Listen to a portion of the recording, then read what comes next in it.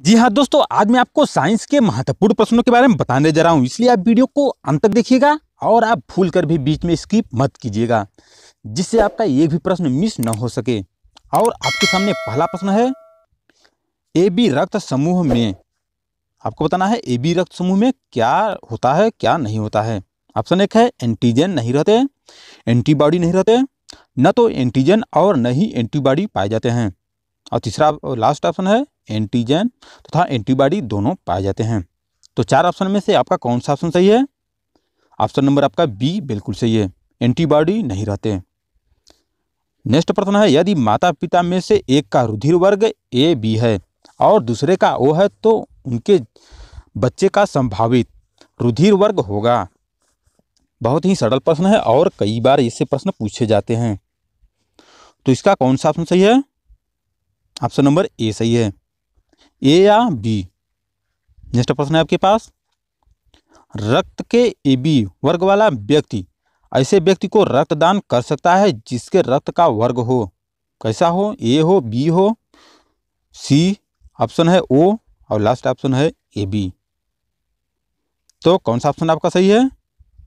इसमें से option number D सही है, ए बी। यानी कि रक्त के ए बी वर्ग वाला व्यक्ति ए बी वाले व्यक्ति को रक्त दे सकता है। नेक्स्ट प्रश्न है आपके पास, रुधिर वर्ग बी वाला व्यक्ति निरापद कौन से रुधिर वर्ग के व्यक्ति को रक्तदान दे सकता है? चार ऑप्शन है, अपना आंसर सोच सकते हैं कौन सा ऑप्शन आपका सही है।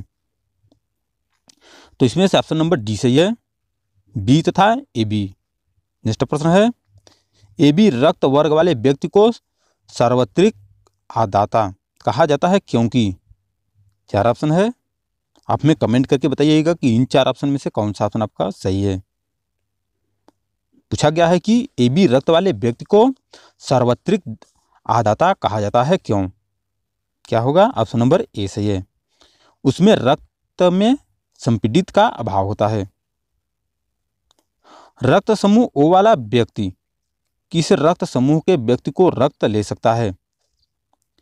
ऑप्शन है आपके पास केवल ए और बी, ए बी और ओ और ए बी, केवल ओ। कौन सा ऑप्शन सही है? ऑप्शन डी सही है, केवल ओ। नेक्स्ट प्रश्न है, यदि एक पिता का रक्त वर्ग ए और माता का रक्त वर्ग ओ हो तो बताइए कि उसके पुत्र का कौन सा रक्त वर्ग हो सकता है? बहुत ही सरल प्रश्न है, B A B O, B A B अथवा ओ। कौन सा ऑप्शन सही है? ऑप्शन नंबर सी सही है, ओ। और नेक्स्ट प्रश्न आपके पास, गुर्दे को रक्त पूर्ति करने वाली रुधिर वाहिका है। ऑप्शन एक है वृक्क धमनी, यकृत धमनी, फुफ्फुस धमनी, ग्रीवा, कैरोटिड धमनी। कौन सा ऑप्शन सही है? ऑप्शन नंबर ए सही है, वृक्क धमनी। नेक्स्ट प्रश्न है आपके पास, निम्नलिखित में से कौन ऑक्सीजन रहित रक्त मानव शरीर के विभिन्न अंगों से हृदय में लाता है? नसें, धमनियां, तंत्रिकाएं, फेफड़े। तो चार ऑप्शन में से कौन सा ऑप्शन आपका सही है? ऑप्शन नंबर ए सही है, नसें। नेक्स्ट प्रश्न है, निम्नलिखित में से किसकी सहायता से रक्त द्वारा ऑक्सीजन ले जाया जाता है? चार ऑप्शन है, कौन सा ऑप्शन आपका सही है? अपना आंसर सोच सकते हैं। ऑप्शन नंबर ए बिल्कुल सही है, लोहिया कोशिकाएं। और नेक्स्ट प्रश्न है आपके पास, निम्नलिखित में से वह रुधिर वाहिका कौन सी है जो जिगर को ऑक्सीजन रुधिर ले जाती है? हृदय, यकृत, फुफ्फुस, ग्रीवा। चार ऑप्शन है आपके पास। और यदि आपको बता दें कि यदि आपने पिछला वीडियो नहीं देखा है तो डिस्क्रिप्शन में उसका लिंक है, वहां जाकर आप पिछला वीडियो देख सकते हैं। ऑप्शन नंबर बी सही है, यकृत धमनी। नेक्स्ट प्रश्न है, रक्त प्रवाह में हवा के बुलबुले का होना जीवन के लिए क्यों खतरनाक होता है? हवा रक्त के साथ मिलकर जटिलता उत्पन्न कर देती है, रक्त का प्रवाह कई गुना बढ़ा जाता है, रक्त में प्रवाह में बाधा उत्पन्न हो जाती है, रक्तदाब कई गुना बढ़ जाता है। तो चार ऑप्शन में से आपका कौन सा ऑप्शन सही है?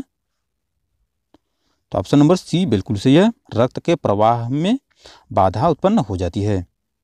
और नेक्स्ट प्रश्न है आपके पास, निम्नलिखित में से वह वैज्ञानिक कौन है जिसने पहली बार रुधिर परिसंचरण की व्याख्या की थी? चार ऑप्शन है, अपना आंसर कमेंट कर सकते हैं। 4 ऑप्शन में से कौन सा ऑप्शन सही है। ऑप्शन नंबर आपका बी बिल्कुल सही है, विलियम हार्वे। और नेक्स्ट प्रश्न है आपके पास, किस प्रक्रिया द्वारा श्वसन के दौरान गैसें रुधिर में प्रवेश करती हैं और फिर उसे छोड़ती हैं। ऑप्शन 1 है सक्रिय परिवहन, विसरण, विसरण और सक्रिय परिवहन। लास्ट ऑप्शन है परासरण। बहुत ही महत्वपूर्ण प्रश्न है। कौन सा ऑप्शन सही है इसका? बी, विसरण। ऑप्शन नंबर बी सही है। नेक्स्ट प्रश्न है आपके पास, प्राकृतिक कोलाइड कौन सा है? 4 ऑप्शन है, बताना है आपको प्राकृतिक कोलाइड कौन सा है। तो ऑप्शन नंबर बी सही है, रक्त। कौन सा सही है? Option number B. नेक्स्ट प्रश्न है, यदि व्यक्ति को गलत प्रकार का रक्त दे दिया जाए तो निम्नलिखित में से क्या परिणाम हो सकता है। पूछा गया है कि यदि किसी व्यक्ति को गलत प्रकार का रक्त दे दिया जाए तो निम्नलिखित में से क्या परिणाम होता है। ऑप्शन है, ऑप्शन नंबर आपका ए बिल्कुल सही है, सभी धमनियां संकुचित हो जाती हैं। मानव शरीर में रक्त की अपर्याप्त आपूर्ति को क्या कहते हैं। 4 ऑप्शन है, अपना आंसर सोच सकते हैं कि इन 4 ऑप्शन में से आपका कौन सा ऑप्शन सही हो सकता है। तो कौन सा ऑप्शन है? ए, इस्कीमिया। नेक्स्ट प्रश्न है, यदि किसी व्यक्ति के रुधिर वाहिकाओं की त्रिज्या कम हो जाए तो उसका रक्तदाब क्या होगा? बढ़ेगा, घटेगा, उतना ही रहेगा? पुरुषों में बढ़ेगी और महिलाओं में घटेगा। तो कौन सा ऑप्शन सही है? ऑप्शन नंबर ए सही है, बढ़ेगा। क्या पूछा गया प्रश्न में? यदि किसी व्यक्ति की रुधिर वाहिकाओं की त्रिज्या कम हो जाए तो उसका रक्तदाब बढ़ेगा। नेक्स्ट प्रश्न है, किसी कशेरुकी में ऑक्सीजनित और ऑक्सीजन रहित रुधिर मिल जाते हैं। कौन सा ऑप्शन सही है? बी सही है, उभयचर। नेक्स्ट प्रश्न है, निम्नलिखित में से किसका सहसंबंध रक्तचाप से है। यकृत, वृषण, अग्नाशय, अधिवृक्क। कौन सा ऑप्शन सही है? ऑप्शन नंबर डी सही है, अधिवृक्क। नेक्स्ट प्रश्न है आपके पास, रक्तदाब का नियंत्रण कौन करता है। अधिवृक्क, अवटु, थाइमस या पीतपिंड। तो 4 ऑप्शन में से आपका कौन सा ऑप्शन सही है? पूछा गया है कि रक्तदाब का नियंत्रण कौन करता है। कौन सा ऑप्शन सही है? ए, अधिवृक्क, जिसे एड्रिनल ग्रंथि कहते हैं।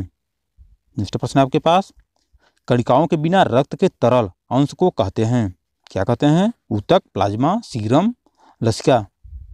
4 ऑप्शन में से कौन सा सही है? ऑप्शन नंबर आपका बी सही है, प्लाज्मा। नेक्स्ट प्रश्न है आपके पास, अरक्तता किसकी कमी के कारण होता है। 4 ऑप्शन है, अपना आंसर कमेंट करके बताइए कि अरक्तता किसकी कमी के कारण होता है। और आज के लिए बस इतना ही, मिलते हैं आपसे नेक्स्ट वीडियो में।